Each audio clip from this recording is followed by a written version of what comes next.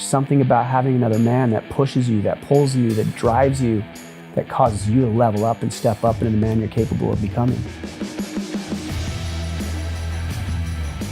So I joined when I was 17, still in high school, joined the National Guard. Didn't really have any plans on what I wanted to do. Wanted to be a warrior and a contributor to society. I had to take responsibility for myself and for other people I didn't even know. And that translates perfectly into running a business, leading a family, coaching a sports team. And so you started Order of Man. Can you explain why that became so evident to you as important? You know, I think about what life would have been like had I had a father. And I think what it comes down to is a level of confidence.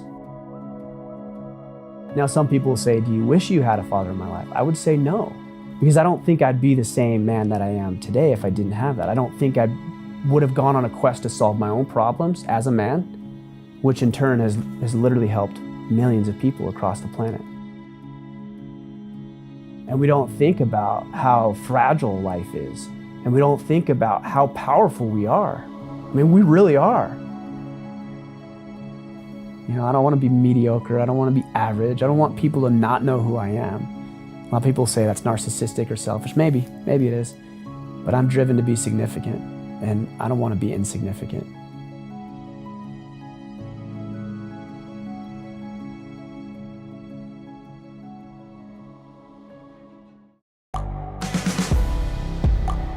The world is changing.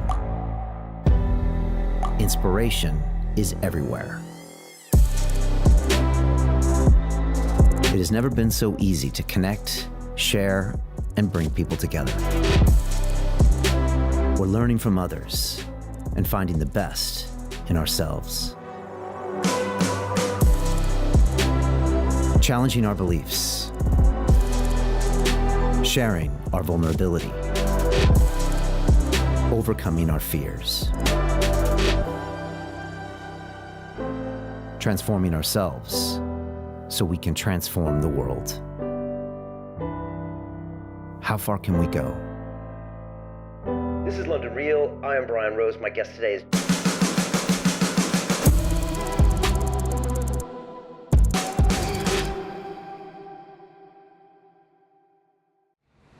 What does it mean to be a man? This is a common question we're hearing about today, and we also hear a term called toxic masculinity quite a lot. What does that mean? Is that loaded in itself? Well, these are some of the things I sat down and spoke to Ryan Michler about, and he has a podcast and a movement called the Order of Man. And he used to be someone who was unhappy in life and unhappy in his marriage until he discovered that he had to go into his masculinity. And he says the job of a man is to protect, to provide, and to preside. And by doing those things, you can empower everyone around you. And it was great to sit down and talk to him about these concepts like the patriarchy that a lot of people consider to be something bad. I think it's important that we embrace the good parts of masculinity and that us men be proud of being men, and we make sure that we actually show up and be real men every single day and not be boys in the disguise of men. This is powerful stuff. It might offend some, but I think it's important to have these discussions, and I'm curious what you think as you enjoy this episode with Ryan Michler. This is London Real. I am Brian Rose. My guest today is Ryan Michler, the American author, broadcaster, combat veteran, and founder of the Order of Man. Your mission is to help men grow fully into their roles as protectors and providers for themselves, their families, and their communities. Your book, Sovereignty, calls on men to fulfill their masculine potential with your 13 sovereign virtues. And your Order of Man podcast features leading influencers like Jocko Willink, Ryan Holiday, David Goggins, and me too. Yes. Ryan, welcome to London. Glad to be here. Dude, man, great to have you here, man. It's been a long, we were talking before we started recording. I think I was introduced to London Real probably about 3 years ago. Yeah. And I remember seeing the studio. And so to be sitting in here and having a conversation with you is really cool. It's really super humbling. cool, man. And you had me on your show maybe 2 years ago, right? Or I don't know if it was even that long ago. It was, 18 months Yeah, maybe. somewhere in there, but yeah. And you know, it's interesting because I know we both teach broadcasting to students, and I get a lot of people that reach out to me, and I say a lot of no's. But when you reached out to me, I looked at what you did and I saw your background and I said, yes, And that's why I always tell my podcasting students, if you have a mission and intention and a real purpose, it doesn't necessarily matter how many views you have or all this other stuff. And I didn't check your views. I just looked at you and I was like, this is a guy who's serious about what he's doing. He's obviously been doing it for a while. I looked at your background, your service background, and like I said, you had a mission and intention, and that's why I said yes. And Well, so I always think tell my students that too. You know? Yeah, well, I think that, but I also think somebody who's willing to make a stand for something. I was talking with my wife as we were walking around London. You know, a lot of the things I share aren't always the most popular things. Yeah. But that's important. And you know you're hitting stride when you hear a bunch of people who say, thank you for saying what I've been thinking for 20 years. Thank you for having the courage to make that stand. Well, they say great art divides. Yes. And one of my guests, Grant Cardone, says criticism is a sign of success. You know, and if you're not saying anything, then you're always going to have this lukewarm reaction for everybody out there. But if you stand for something, you're going to get people that disagree, but you're also going to be you, and you're going to find a tribe of people that do agree, depending on what you have to say. And I guess you found that. I think I've found it. I don't even like saying found it as much as maybe created it, discovered it, something a little bit more assertive, I think, than found it. Yeah. Because it's always there. It's always there. Right? But I feel like if you say you found it, you tripped over it. But I've been connected to it and then articulated it and then refined it, and now you're about it. And continuing to redefine and articulate it and massage it, and really what resonates with me as I evolve as a man, and I have, a lot of my thoughts have not necessarily changed, but crystallized. And then knowing what resonates with the guys who want to be inspired and want to be led and who want to do the leading. It's important for me to hear their voice as well. Yeah. So I don't know where to start off, but I wanted to start with a quote from you, and it goes like this: "We've gone away from being strong, rugged, independent, and tough to a collection of wimpy, dependent whiners. Something has got to be done." Now that's one of the things I just jumped in with there.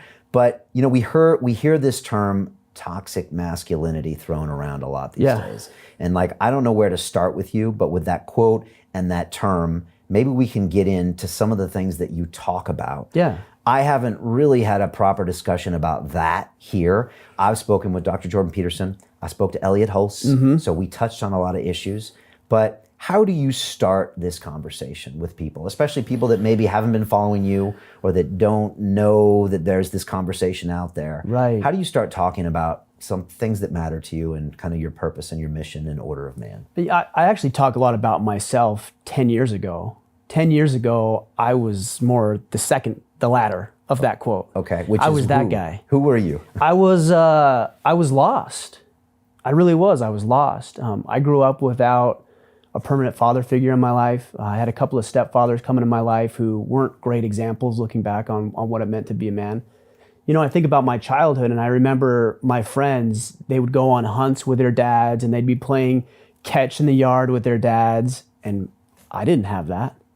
But I didn't feel bad as a kid. I really didn't, because you don't know, right? You don't know, you don't have anything to compare it to. So my life was just my life. It wasn't like I felt like I was missing out. I did a lot, and I'm sure we'll get into some of these things that I've been able to do, but I got married, and I was lost as a husband. You know, I didn't know how a man showed up for his family. How did you know that? Because the results weren't there. You know, there wasn't love. There wasn't a whole lot of respect in our relationship. My wife's here, you know, right now. There wasn't a whole lot of respect mutually between her and I. At times I feel bad about even saying this, but I didn't really even want to, you know, be at home. You know, I wanted to be out pursuing work and doing the things that I thought I was supposed to be doing. I had a 1-year-old son at the time, and I didn't know how to father him. And I felt like, you know, at times more of a nuisance. I always loved him, but more of a nuisance really than my son. I mean, I think about who I was then. I feel bad about even saying it. There was a time where my wife and I got into an argument. We were supposed to go on a trip, and we couldn't. It started snowing or something, and we came home and we got into an argument. And long story short, I looked her straight in the eye and said, "I don't even want to be married to you anymore." And she said, "I don't either." And the next morning, she left. And so her and I went through this separation, and I really struggled. I remember sitting in my 1-year-old son's room at the time, empty, crib, couple pictures on the wall of him, looking at the picture of him crying, saying, I'm going to find a way to get you back in my life. And through a lot of work and a lot of conversation and a lot of self-discovery on my own part, and you know what? She would say the same thing about herself. So I don't want to excuse any of the things that she had to work on, because a lot of guys will say that, well, it takes two to tango. Yes, it does. But I could only work on myself. I couldn't do anything about her. And that's actually what I tried to do, is I tried to control her, manipulate her. If I thought, if only I could get her to change, then everything would be fine. You know, if she was appreciative and supportive and did the things that a quote unquote good wife should do, then we wouldn't have these issues. And it wasn't until I actually came to the conclusion, I remember the road I was on, the cross street I was on, where I thought to myself, this marriage is over. And simultaneously, I remember thinking, well, if this marriage is over, then I just want to become the best catch for the next woman to come into my life. And that's where things started clicking for me, is I began to work on myself. I began to fix the business that I had, which was a financial planning firm. You and I have talked about that a little bit in the past. I got back into shape, started to get the finances in order, started to focus on me, which a lot of guys don't do. You know, I look at guys driving down the road to work and I assume they're miserable, because I can see in their eyes they're miserable. They're driving to a job that they hate, to sit in a cubicle or box for 8, 9, 10 hours a day, to get home, you know, to feel annoyed or put out that they have to do anything with their wife or kids, eat dinner, maybe watch some TV for a couple hours, go to bed, sleep an insufficient amount of sleep, and then get up and do the same thing over and over and over again. And these guys are just running through this cycle. I know what it feels like, because that was me. And when I started to work on myself, I was able to remedy and fix a lot of that. I feel like over the past, it's been almost 11 years now since my wife and I went through our separation. I'm a significantly better husband, significantly better father, but that all stemmed from learning to take care of myself. Okay. But this is a book about masculinity, not a self-help book. True. So how did that become part of your journey, where you were like, okay, I'm finding these things to be either resonating with you or making you a better person? Well, I feel like it's a man's job to be the protector, to be the provider, and not just financially, there's other provisions as well, and the presider, the leader. And I feel like we've stepped away from a lot of that as men. I feel like we as a society have generally said that men aren't needed, that they aren't respected. Most men are, it seems like if you watch TV, are mocked and ridiculed, and the dad and the man is looked at the stupid buffoon who trips over everything and can't do anything right. A lot of that is actually manifest in real life as well. You look around and you see these guys who can't lead their families, can't lead their communities, can't even lead themselves. And I found that for me, as I stepped into what I would call masculine strength and learned how to be a more effective man, I became fulfilled.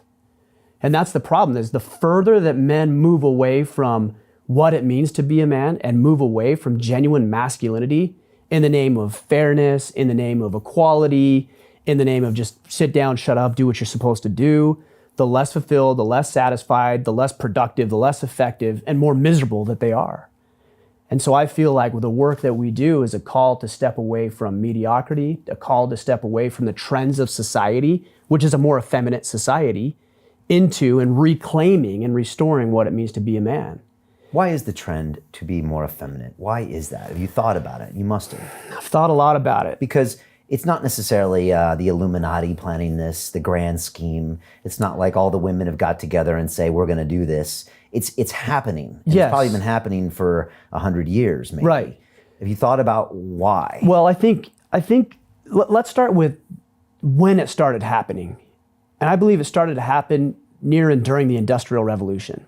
Because what was happening prior to the Industrial Revolution is the men of the house were out tilling the fields, working the land, teaching their boys specifically, who are out tilling the fields, working the land with their dads, what it meant to be a man.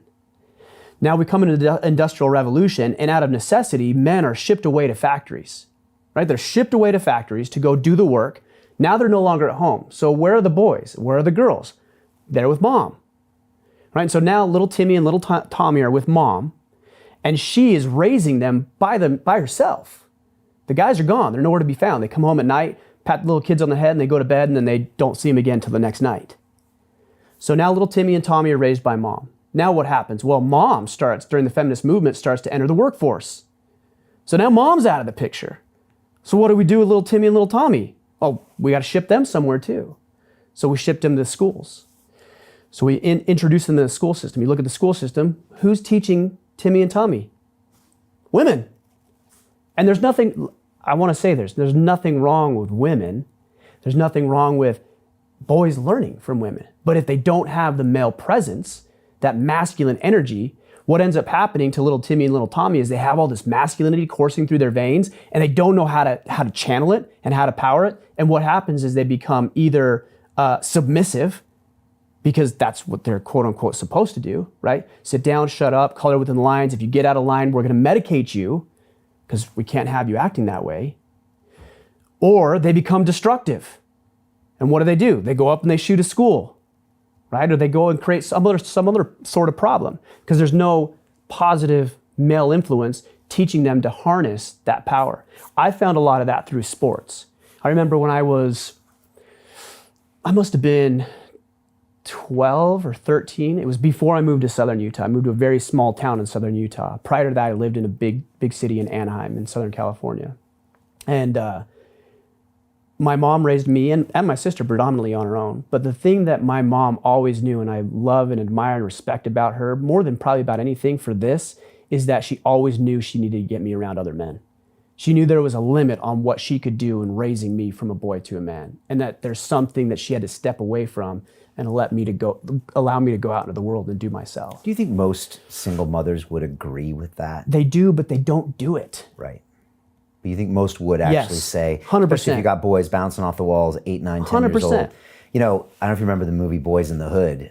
Yes. Great movie, but it all starts with his mother saying, I can't teach you how to be a man. And she sends her son to live with, right, with Lawrence Fishburne. Yeah, with his dad. Yeah, and that's where... Who was rough, right? Yeah, a little rougher. Who was masculine energy, yes, right? Yeah. And even though his mom was actually... She actually had a bit of masculine energy, and she was trying to lay down the law, but she was still frustrated because she couldn't do what I guess the dad could do. Yeah. I don't know, it's a little bit of a case study. It's exactly right. And I think, and the reason I say this is maybe it's anecdotal when you ask if most women would do that. I think it's anecdotal. The reason I say that is because I get quite a few messages from women saying the same thing you're saying. Okay. Hey, I've got my son, he's 10, 11, 12 years old, and dad's not here, and I actually listen to your podcast because I listen for him. And I don't know what to do. What should I do? And my answer is get him involved in competitive sports. Okay. All male competitive sports.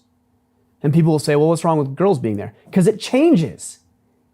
I can watch my 11 and my 8-year-old little boys posture when a cute little girl walks in, and I can see it on their football teams. I can see it in their demeanor and the way they act. It changes, and there's nothing wrong with it. In fact, it's healthy. But there needs to be an environment where there isn't women around. And this is why I was so frustrated with the Boy Scouts, their continual progress and movement towards allowing women into Scouts. Which is now a done deal. It's a done deal. It's changed the name now, right? It's not Boy Scouts Scouts. anymore? I think technically it's BSA-Scouts. Okay, Boy Scouts of America. Oh, But you can't say Boy Scouts of America, just BSA. Okay. Because it can't just be Boy Scouts. What's going on with your country there, right? Yeah, I don't know. No, well, look, it's your now, country too. It is. Half your country Thank too. you, it is. And my boys are American, half Bulgarian, and half British. But look, you make a point, and I've been around a bunch of guys, and the dynamic is different as soon as a woman is in the room. And I don't mean this to be sexist. And again, you can have guys that would be like, all right, I'm not posturing, and I'm already married, and I don't care. But it still changes the dynamic. I mean, somehow. get real. Yeah, of course. And when I went to MIT, I lived in a fraternity house with 50 guys from 18 to 22. Mm-hmm. And they were some of the best times of my life. And I learned so much about, I used to say, Ryan, about life, but it was about being a man.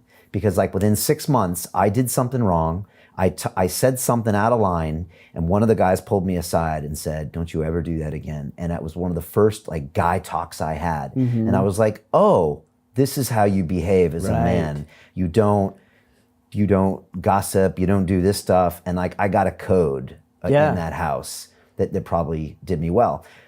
some would also argue I got some bad habits being in the fraternity house. Maybe. So we might want to talk about some of that stuff too. But Yeah. let's finish on this. So, okay, the kids are going to school, learning from women. Are there more of this thesis of the Industrial Revolution? Is there more that happens there? Yeah, so now they're raised by women. They're told to behave and act like women. Men are out of the picture either because they're at work, and that's best case scenario. They're at work, but they're still engaged as a father, or they're not even present. Now is you more have of that. Yes. And it's interesting. We both had Jocko Willink on the show, and Jocko writes children's books. Right. And in all of his children's books, the father's not there.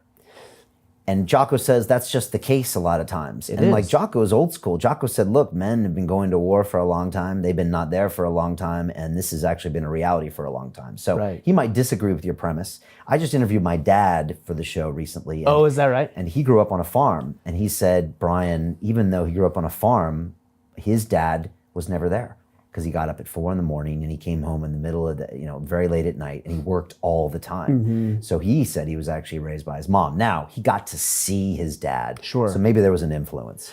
Yeah, definitely. Definitely. And I'm not going to say that's 100% of the time the way that works out, but I think predominantly that's what ends up happening. Okay, so anything more on this scenario of the Industrial Revolution, or is that kind of how it is? The boys, that's how they it don't is. have releases. They have competitive sports, male If they only. get involved. If they get involved, which is 20% of the kids at school, or 10. Maybe. That's a good. I avoided them until my junior year in high school, where I did wrestling. But other than that, I avoided them. I was a science geek, and these days you can get through high school without competitive sports, right? You can. I don't know that it's. I wouldn't say that it's not advisable. That's not what I would say. But I think there's something uniquely powerful that can be learned in competitive sports. Okay, but it didn't do enough for you, obviously, to get where you wanted to be. No. And you went into the service, and you went to Iraq on a tour. Right. So some would argue that would turn you into a man. Yeah, and I don't think there's a moment where you become a man. I mean, a lot of cultures throughout history have looked at it, and they've looked at rites of passages and rituals. You even look at your college days with your fraternity, I assume. You get a lot of the rituals. You get, I wouldn't say hazing, maybe hazing. You got hazed. You got and hazed, right? Initiated, and That stuff's important. It- And society would say, oh, can't, heaven forbid, we make anybody feel bad, but it straightened you out in a way, right? Because you was positive. You got lined out Yeah. by another man who you admired, respected, and looked up to. Because if you didn't, you would have blown him off when he said, don't you ever do that again. Yeah, I would have been thrown out.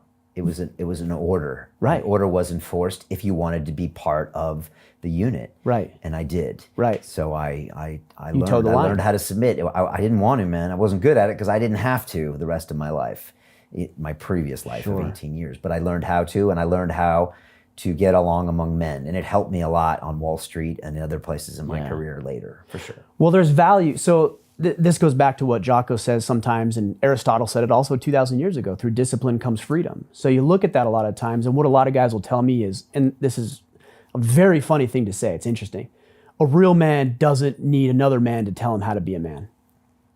That's the furthest thing from the truth. There's no other way to learn how to be a man except through other men who have gone before. You can be a male, that just requires anatomy. That's the prerequisite. But being a man is something entirely different. And you have to learn that. Because there's a difference between masculinity and manliness. Masculinity is raw. It's just the raw, masculine testosterone and other hormones coursing through our veins that determine that level of masculinity. Manliness, however, is taking it, refining it, and producing effective outcomes for yourself, for your family, for your community, like you had said earlier, and also for those who can't help themselves. Which there are plenty of people out there who are incapable for whatever reason, and we as men have an obligation to lift those up and to serve them. Okay. All right. And so when did you start to learn this stuff? And, so you played some competitive sports, Yes. but you didn't have a male figure growing up. Yep. You served. Mm-hmm. Did that help? Definitely. Did you learn some things there? Yeah, definitely. Let me start with sports. Okay. I had one coach in particular. His name is Matt Labrum. In fact, so this was, I'm 38, so this was 20 years ago in high school.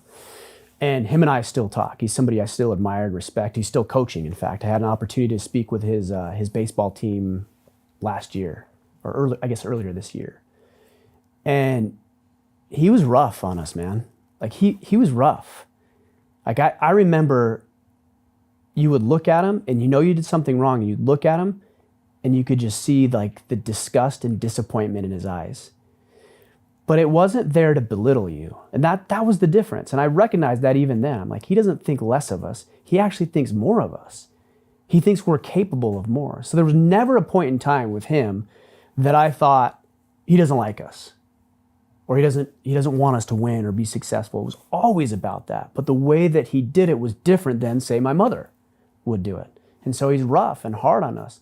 I remember my boys, earlier, my oldest in particular, he's playing tackle football. He has for the last couple of years.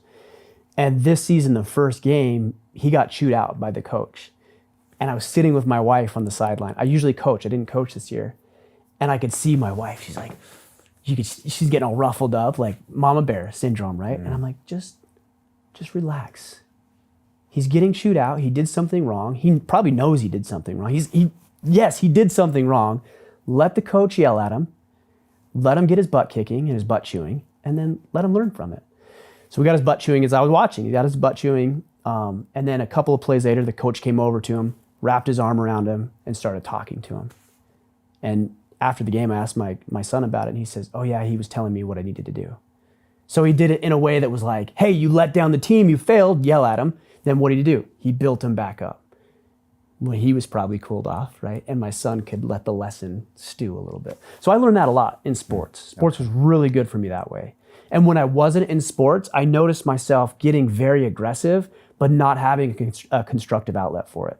I was getting into fights, and I was mouthing off to my teachers, and I was letting this masculinity take control without learning how to harness it in a productive way, which is through, in this case, competitive sports. Okay. All right. Helpful. All right. Good. Yes. Service. Yes. Talk about that. So I joined when I was 17, still in high school, joined the National Guard. Didn't really have any plans on what I wanted to do. I figured the National Guard would be a great way to pay for some schooling, which I planned on after high school. And I was patriotic. I always had this idea that I wanted to serve and wanted to add value and wanted to be a warrior and a contributor to society. The National Guard seemed like a good route because it was, you had your weekend drills that you did, and you had some activities that you had to do during the summer, but you could also be a civilian, right? Civilian soldier in a way. And then in 2003, we got activated and we went to Colorado. We were about a week out when they pulled that Saddam statue down in Baghdad. And I remember watching that in the chow hall a week before we were supposed to go. So they get us together and they say, hey, you know what? Never mind. We're not going. You're going to go to Fort Lewis in Washington State and you're going to train ROTC cadets. So we did that for the summer. And then in 2004. Yeah, it was 2004, Thanksgiving of 2004. My wife and I were newly married. I think we'd been married for about 5 months at the time. We were down in Southern California. I was managing a retail clothing store down there. And my section chief calls me up and he's like, hey, I got some news for you. We've been activated. This was a day before Thanksgiving. So I drive to Southern Utah, which is where her family was and where we're from. So I drive to Southern Utah. She was already there to have dinner. So I drive up there and I'm sitting there eating dinner and my father-in-law says, Ryan, what's wrong with you? Did your unit get activated or something? Just joking. He was joking around. I don't know why he would say that as a joke. What came to his mind to say that? And the only thing I could say at the moment was, actually, yeah, our unit has been activated. My wife didn't even know at the time. The family didn't know. And I left in January of 2005. We did 6 months training stateside and then a year in Iraq. When what you do literally represents the difference between life and death, you start to realize the weight of your consequences. Most people don't have consequences for their choices. I mean, you have a bad day at work, you get reprimanded, even if you lose your job, welfare kicks in, pays it for you. Like, there's no consequence for your decisions. When you're in battle, there's heavy consequences. Somebody dies. And not just somebody, the guy that you're responsible for. And I remember I played softball with a friend of mine. He's actually been on the podcast. His name's Braxton McCoy. And of all things we played softball in the middle of a desert in Ramadi, Iraq. And we were playing softball one day. 2 days later, he gets a mission to go to a glass factory. And part of our unit's mission was recruiting. So responsible for recruiting civilian Iraqis to their security and police force. So he goes on this mission, and one of the Marines and the Marine dog handlers and the dog alerts to an individual, jumps on the individual. That individual blows himself up, and he's packed with a vest full of explosives and ball bearings, shatters his arms, shatters his legs, almost kills him. And it was so weird at the time to think, 2 days later, I was turning a double play. You know, I was playing shortstop, he's playing second base. I was turning a double play with him. And then that happens. And you start to realize this is legitimate. Like, there's consequences for our actions. That's something that's stuck with me forever. And every little action, not just the life and death situations, but how many of us are indifferent to the way that we show up? You know, how many of us are indifferent to the way that we communicate with our wife because she'll always be there? Or the way that we communicate with our kids because we're the boss and they need to do what we tell them to do. And we don't think about how fragile life is. And we don't think about how powerful we are. I mean, we really are. If you think about the words, if you think about our actions, and yes, it's more magnified in a combat environment, but that taught me a lot about what leadership means. It taught me a lot about service. It taught me a lot about the words I choose to use, the actions, the behaviors, the thoughts that I have, and how powerful they are and why they matter. I think there's a lot of people who think that what they say and do doesn't matter. And that's not true. It matters to you and it matters to the people around you. So it was a big learning experience for me. Made you more of a man? 100%. Because what it means to be a man, first of all, is somebody who takes accountability and responsibility for himself and those he has an obligation for. So when I was sitting in Iraq, and part of what I did while I was there, I was in charge of base defense. I was like a ship supervisor base defense. So we had observation posts all the way around the base. And what those observation posts were looking for is any sort of threat. And as they would recognize and see those threats, it was my job to take that information, go through the data and figure out what the heck was happening, and then figure out a way to respond to that. The way that I communicate and the way that I choose to respond to that situation spells the difference between life and death. I had to take responsibility for myself and for other people I didn't even know. I had to take responsibility for.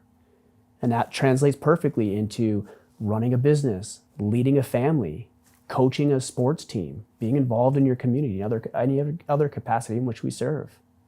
And I guess a history of fighting in wars, you know, I guess been in humanity for thousands of years. So ever since we've, yeah. And who goes out to battle, right? The men. Traditionally, the men. Right. The men go out to battle because physically they're stronger, they're more likely to take risks. In a lot of ways, I think most cultures believe that the women are a more valuable asset. We've got to protect the women. That's very pragmatic. That's kind of gone away, but I think that's true. What do you think about women in service and women in leadership and women in corporate? So start with service. Yes. This is where it tends to get a little controversial for me. When I was in Fort Sill, Oklahoma, which is where I did my basic training, we were one of the first units to be a co-ed training unit. And in my experience and what I saw is that when you have multiple standards, the lower standard is the one that's enforced and upheld. Explain multiple standards. Well, so take the physical fitness training requirements for the military. Well, the standard for women is lower. They can run slower, do less push-ups, do less sit-ups. The standard, naturally, that makes sense. Men are generally stronger. So there's two standards. So if there's no man left behind and I will never leave a fallen comrade, well, whose standard do we go off of? Well, we can't leave the women behind, so that's an inferior standard. So people will hear me say that and think, oh, well, that's sexist. You think less of women. No, it's the facts. You take the average man and you take the average woman. The average man is bigger, stronger, faster, etc. That's the way it is, whether you like it or not. So what I saw a reduced standard because of that. Now, are there women who are capable of hanging with the men? Absolutely. And if we're going to go by that standard, then it should be a uniform standard. And the Army is working to unify, and the military in general, to unify the standard. But what happens when you try to unify or merge the standards? Does the lower standard come up, or does this one come down? Well, this one comes down. The higher standard comes down. Okay. So physically, that's true. But do women bring other assets to the table? 100%. Okay. Yeah. Such as? They do. I think women can be decisive. Well, let me say it this way. Masculinity is not all man, and femininity is not all woman, right? There are varying degrees of that, right? So we all at times can exhibit what we would traditionally believe is masculine qualities and characteristics: strength, decisiveness, fortitude, resiliency, rational, thinking, an ability to take higher levels of risk. That's not exclusive to men. It's just what we would consider a masculine characteristic. So women are fully capable of exhibiting that. And that's why the women that you see in the military who succeed and thrive in the military are generally more masculine. Same in, say, mixed martial arts? Or in the corporate world. Okay. Of course they're going to be. They have to be. Right. They have to be highly competitive. They have to be decisive. They have to be willing to take risks. They have to be firm, strong, mentally, physically, emotionally. So women like that are going to be more masculine. And so I have no problem. I think that's great. But I have a problem when the standard changes in order to facilitate not just women, but anybody. It's not an organization's responsibility to accommodate other individuals. If an individual, whether it's a woman or whoever it may be, wants to engage in an organization or environment, it's their responsibility to assimilate to that organization. You want to be here? Great. Here's the standard. Can you meet it? Yes or no? You can meet it? Great. Welcome. No, you're not welcome. That's what I think it should be. What about women having less ego, being able to form a coalition better, being able to make decisions, sometime more logically because maybe egos aren't involved? One of my mentors, and we'll definitely talk about him, Dan Pena, who was pretty masculine, pretty alpha. Yeah, he is. And we'll definitely talk about him. But he says that when he brings people to the castle, the women get it quicker because they're able to move forward without their egos getting in the way. And they're able to execute on things because they follow by the numbers and they don't let that get in. I think that's actually very true of not only that, but another area, hunting, believe it or not, shooting, just marksmanship in general. I know, for example, for me, when I shoot, I put a lot of pressure on myself to perform. Women don't have that same level of pressure. They don't apply it to themselves because they're out just to do it. And that added level of pressure and stress causes some variance in the way that you shoot, whether it's a bow or a rifle. But women tend to do better because they don't have that added level of stress. Your wife's a better marksman than you. Absolutely. You're very honest about that on your Instagram. You know what's funny about it? So I only started hunting 2 years ago. She's been hunting with her dad for 20 plus years. And I love my wife. It's really funny, actually. So I went on a couple hunts, and then last year I went on a hunt and missed a really great shot on a buck. I just dropped the ball. I just couldn't make it. And I was kind of reminiscing. I was back from the hunt and I was talking with her and I said, it's just really frustrating. I wish I could go back and just like redo that, because here's what I would do. Do you know what I mean? That's what I said to her. And she's like, no, I don't know what you mean. I've never missed any of the animals I've ever shot at. And it's true. She's 100%. And that might be because she doesn't add that added level of stress and anxiety and pressure. She's there to do her thing, and that's it. So I'm not, the point that I'm making is that I'm not saying that the roles that men have traditionally filled should be filled exclusively by men. There's a set of characteristics that makes an individual successful in certain capacities. And whether those roles and responsibilities can be filled by men or women, that's great, as long as it can be completed to the standard that's set. Okay. I do not like to see inferior standards because it puts people at risk. And that's what's happening in the military. And other organizations, if and that goes for men or women. If there's an inferior male soldier, he's got to go because he's putting people at risk. Same thing in the work environment. If there's somebody in the team, whether it's a man or woman who's not performing, they got to go. Give them all the chances and all the training and all the tools available to catch up but we're not slowing down, and we're definitely not turning around to carry your weight. So let's go, catch up, or we got to let you go out into the world. Okay. And that applies to corporates as well. Oh, 100%. And anywhere else. Yes, I think so. What, so all right. So, but this, how far into your marriage were you when you went on the service? Was that a few years in? Had you, We were, when I went to Iraq, Yeah. We were married for 6 months at the time. okay. All right. Yeah. So you still came back from that and you still separated. So Yes. that wasn't enough to teach you enough how to be a man. No. Yet. So No, that's in interesting. The sports didn't do it. The service didn't do it. You had to go on your own journey. I think it laid the foundation. Okay. Fair enough. I mean, you get the knowledge, but knowledge is, you have a book, for example, your stack of books over here. It's like, that's a great stack of books. And even if you read it, still a great stack of books. It doesn't really mean anything until you apply it. So I learned a lot of this. I observed a lot of this, but I felt like there was a bridge between what I knew and what I did. So when I started Order of Man in 2015, my goal has always been, and I've told the guys, to bridge the gap between what we know and what we do. And that gap, I call that the integrity gap. And we all have it. Some small integrity gap. Some have a large integrity gap. I have an integrity gap. You have an integrity gap. I'm constantly trying to fill it. So are you. I know that of you. Right? And most men who listen to this, most women who listen to both of us are trying to do that. Live up to what they know they should do. Right. Make Because those decisions. Be that person they know they should be. Because if all it was knowledge, we'd all be independently wealthy. We'd all have chiseled six-pack abs. We'd be the greatest father, husband, or wife, or whoever we were trying to become, and we would succeed and thrive in every single area of life because we're not at a lack of information. You've got your tablet in front of you. You can access whatever you want on a moment's notice. It's not the information. It's the application of that information. And whoever can apply it the fastest, quickest, and most efficiently will win. And so you started Order of Man.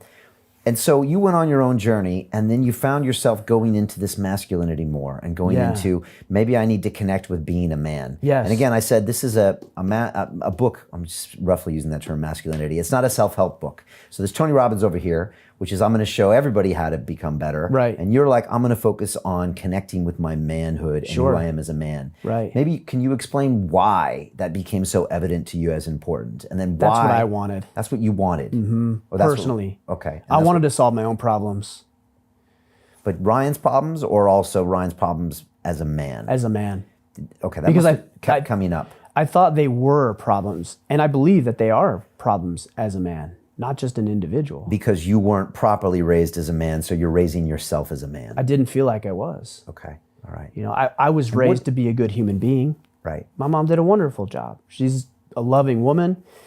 I never had to worry about food on the table or a roof over my head or paying for sports or going on field trips. I never had to worry about any of that.